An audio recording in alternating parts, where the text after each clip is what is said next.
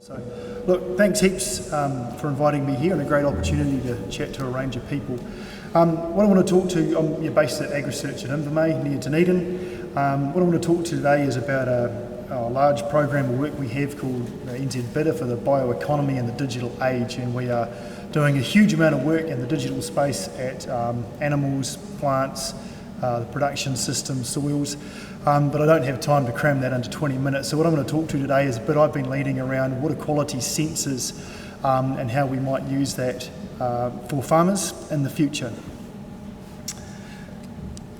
So I guess in the future people have this vision that, I'm going to put my glasses on so I can read the screen, trouble with getting old. In the future, people have this vision of farms that we're going to have sensors all over the place and they're going to be measuring things on their farms, and with that will lead us to automatically making a whole lot of better decisions about how we do the farm, whether that's about increasing production or profitability or environmental impacts. But one of the challenges I keep pointing out as a scientist is that we've never actually seen that level of data at that frequency before, or at that spatial resolution of how many sites that we've got within a farm. So in other words, we've never seen this data, so we don't actually know how to interpret it yet. There's also massive lags in the system. Dawn's been talking about nitrate leaching from there. So if you pick up some nitrogen that's leaving your farm today, you don't know from Lisa's work which pathway by which that nitrate's got to the water, or when the decision was made that led to that level of leaching from there, because your decisions around what crops you sow, when you apply a fertiliser, are made months ahead of when you actually see it in the water. So one of the challenges with sensors when you're in the environment, they're just measuring a snapshot of the here and now.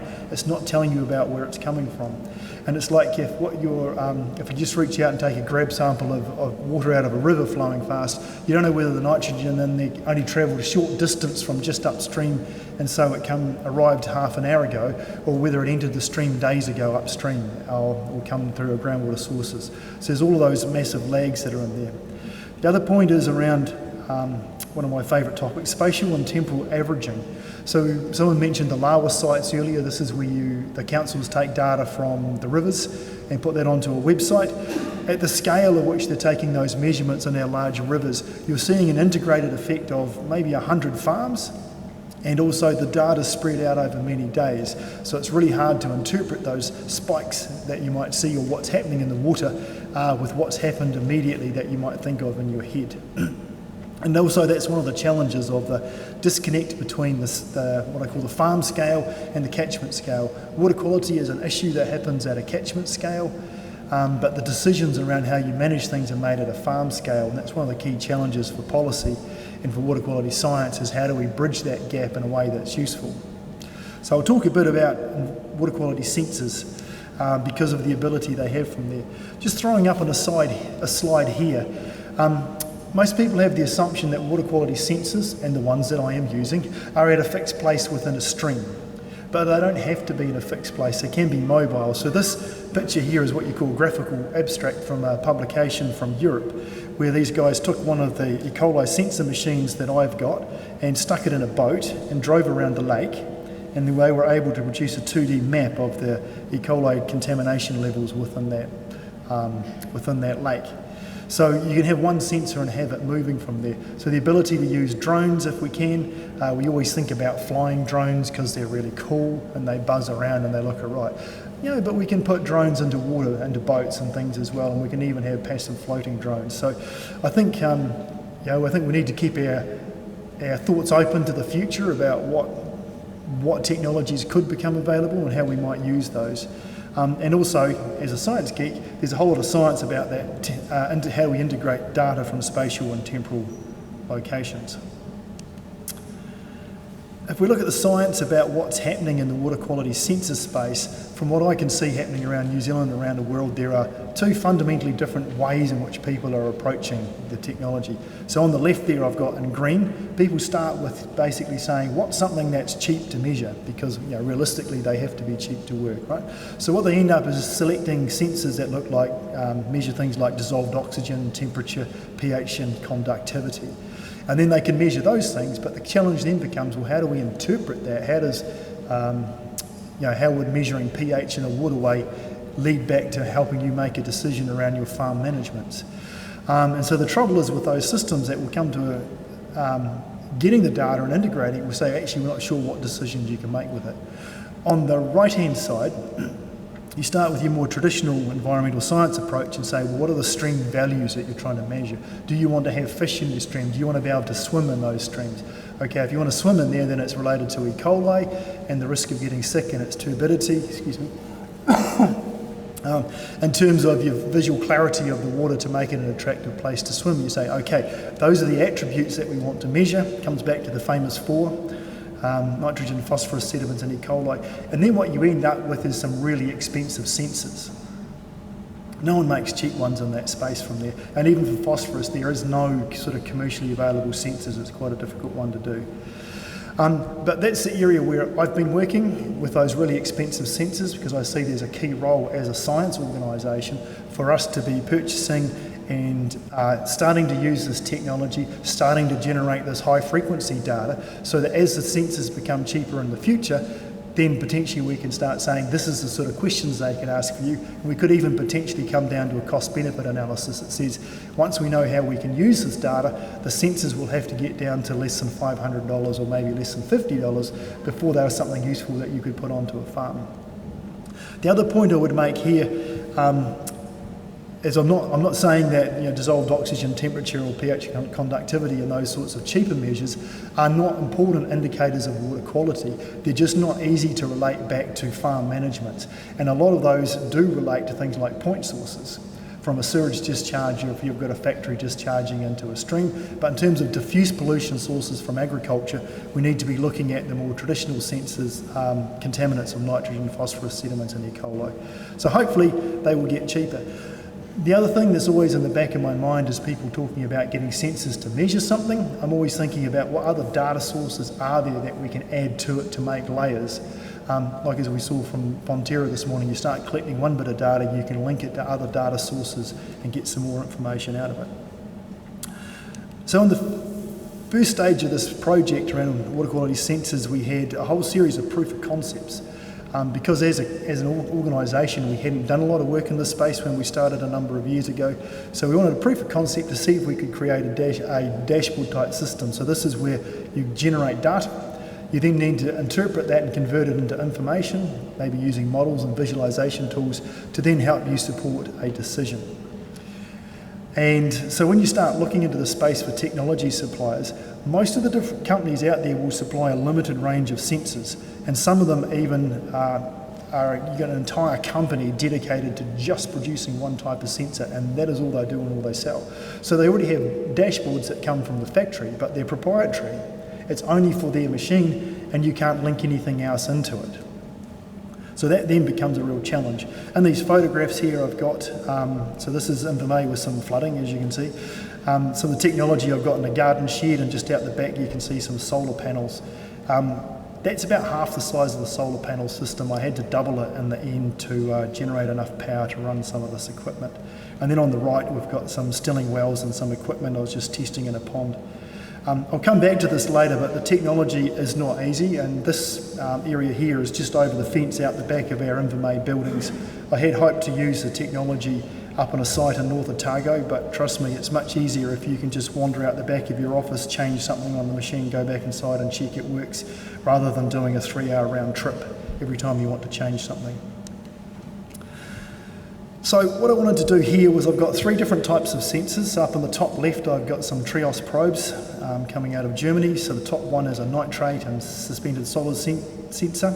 The middle one is tryptophan, and the bottom one is a turbidity sensor for measuring suspended solids. They both have wipers on them.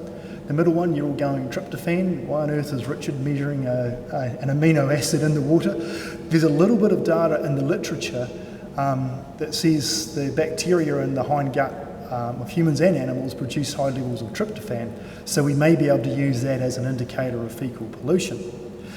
And I'll come back to that. In the middle I've got a Unidata sensor, which is just a level sensor that NIWA use on all their river monitoring sites. They're really stable and robust. And at the bottom I've got a ColiMinder machine. This is basically a robot lab that draws in a sample, adds reagents to it and calculate and measures an indication of E. coli using the same methodology that I would do in a laboratory, so I like it. It's looking for exactly the same target in the bacteria. To give you a reason why I chose the tryptophan sensor in there, the Coley-Minder systems are $86,000 each for a low voltage machine. They can, in theory, generate data every 30 minutes, but the consumable cost per sample is $6 per sample. So at the moment I've been running them about every 6 hours, taking the sample from there. Heinously expensive, and that's without putting the solar panels on these guys to keep them running. Whereas the tryptophan sensor up the top is only $3,500. It just takes electricity, it uses a light beam, and so you can get a rough measure. So the theory in the long term is that if the tryptophan sensor gives us a rough signal, it's already a lot cheaper than going for the full-bore Coley-Minder systems. In order to get that data into the dashboard sitting on the right there, the top two, the Trios and the Unidata, go through the Neon systems, which NIWA use for their monitoring as well, so we just clip into their gear, which then goes up into a cloud-based server that NIWA use and then feed into the dashboard on the right. I'll come into a lot more slides of that later. The Coley-Minder system is proprietary. It's one of these dedicated companies producing one machine. The data goes up into Vienna Water Quality Monitoring Cloud servers in Europe, and then we draw that information into here. Another thing, two other areas I talked about, what are the other sources that we wanted? So in the proof of concept, I wanted the ability to input manual data collection. So whether this might be actually, we will probably go out and occasionally grab a sample of water from the river itself, send it off to the lab for a test. We want to be able to add that data into it. Or maybe it's a farm management decision. Maybe it's where an irrigator is going, maybe it's where the travelling irrigator is turned on or not, or whether it's which paddocks the animals are in. So the ability to manually add your own data, and then also to think about what publicly available data is sitting out in the cloud that you can just scrape and add it into your information systems. So whether that's regional councils have rain gauges and flow monitoring systems, and NIWA have lots of weather data with rainfall and wind and solar radiation. So we just chose pulling rainfall data off the NIWA clouds as for the proof of concept. In the middle I've got the Neon system from there that does the data logging system and uploads the information to the internet. All of these require cellular coverage, and even on our farm at Invermay, the two sites that I just used as our test case eventually are 200 metres apart. One of them I could use with a small, had to put an aerial about yay long on top before I finally got coverage, even though there are towers sitting in Mosgiel. The other ones further up the hill were just slightly around the ridge and ended up having to use a Yagi aerial, which kind of looks like a big TV aerial pointed across at Mangatua's on the other side where there's a tower. So getting coverage in these areas is quite a challenge as well. The other thing that kind of threw me out a bit, the Trios sensors run with 12 to 24 volts, but we put really long cables on those so that we could move them around to different sites because the cables are dedicated, and we didn't want to be cutting and changing and buying new cables every time we shifted sites that we're using them at. But with a 20 metre long cable, 12 volts won't work. So what we've got with the Neon system, and if you run, they will run continuously because they're just a light sensor, they will use more power than we can supply them with from a solar powered system because we wanted to be using it in remote sites. So what the Neon system in the middle there is doing is actually turning on every 15 minutes, boosting the 12 volt power supply source to 24 volts, driving that information into the Trios sensors, running the wipers to clean the lenses, taking a reading and then shutting them down after 90 seconds, and then going back to sleep and repeating that cycle every 15 minutes because we can't keep the power supply up to them. And so most of the stuff on that data panel there is just getting the 24 volt power supply into these things.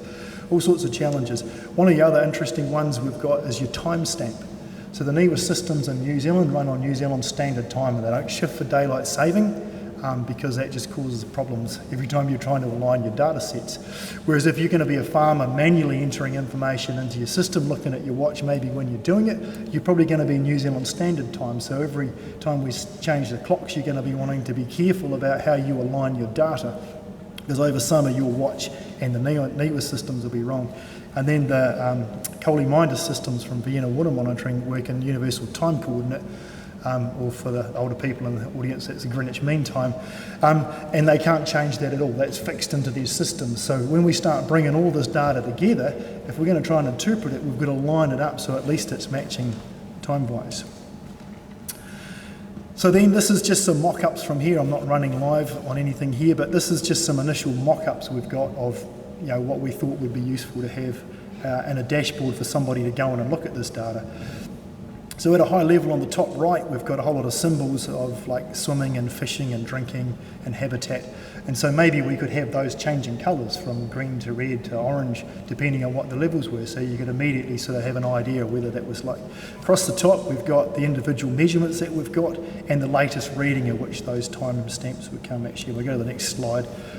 You can see there's a timestamp. So whenever you go into the dashboard, it says this is the last data that I've pulled off the internet for you. And you can see that. Yeah, on the right we've got those symbols, on the left hopefully highlighting. Yep.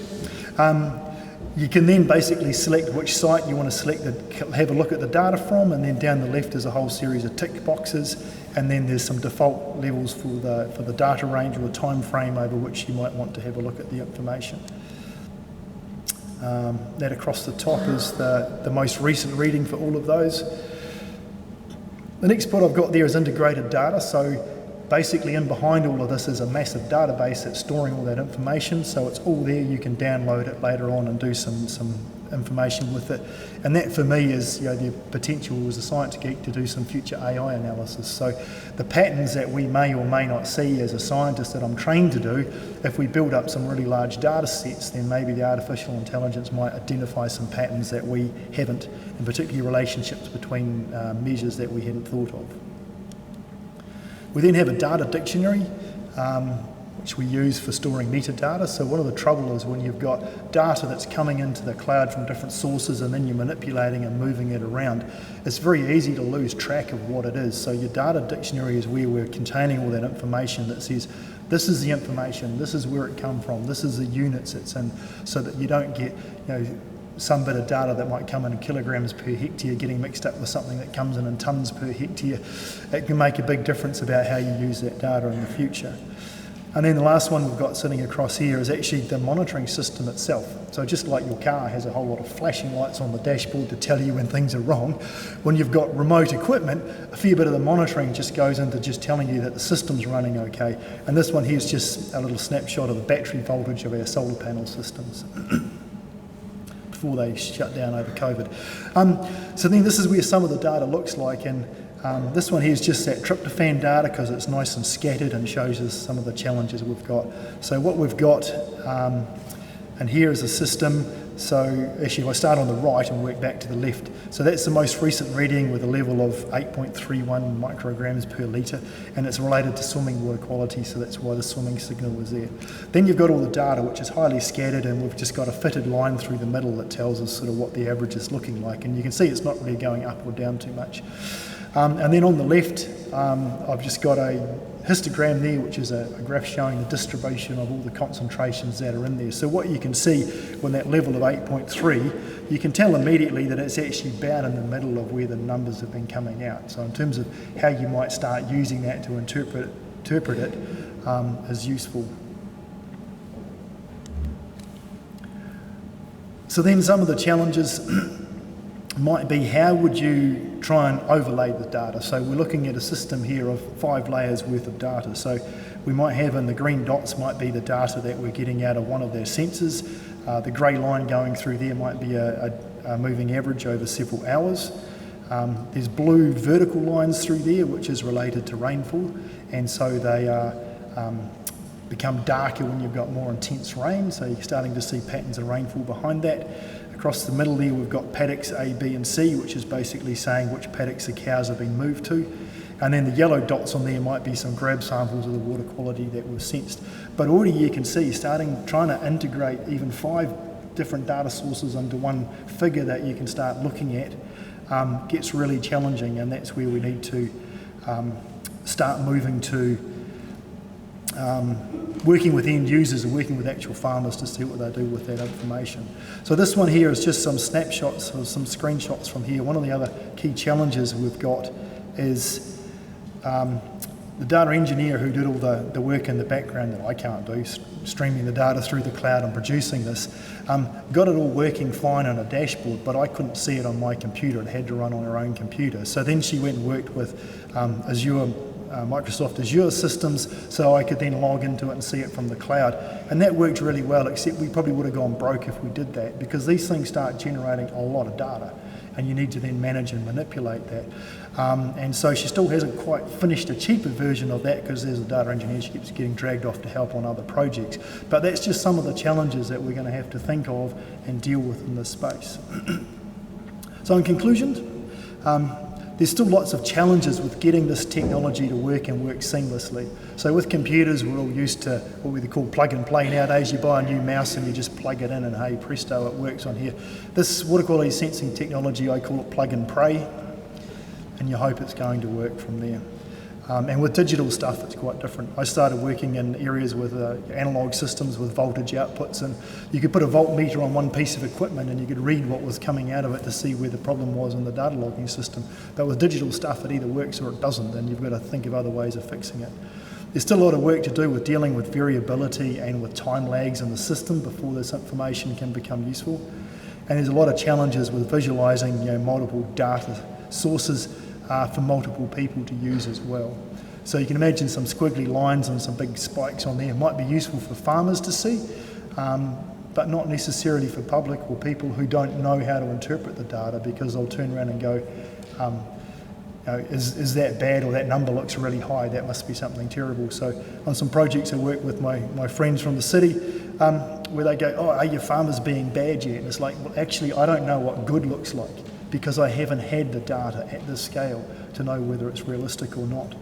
And so the next phase from here is to go on and look at co-developing this proof of concept into something that's useful with some farmers, and we're linking that up with virtual fencing technology as well, so we can look at using the two technologies in remote places to see if we can prove that the virtual fencing technology has an impact on the water quality, as well as proving the water quality stuff can detect changes. So, thank you.